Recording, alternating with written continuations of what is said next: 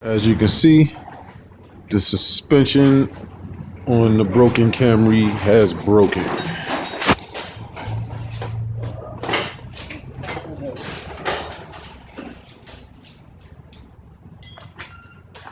So now I have to change both struts and springs.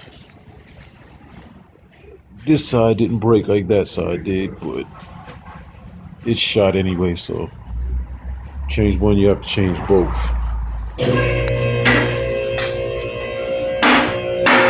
As soon as he put the car on the lift, that dropped like that. I hit a bump, the strut just snapped, and that was the end of it.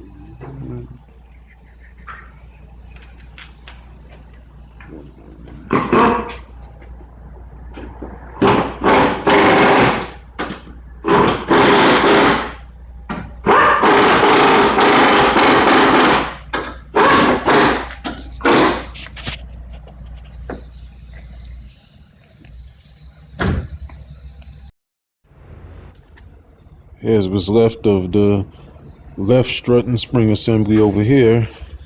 And as you can see over there, there's what's left to the right, which pretty much broke.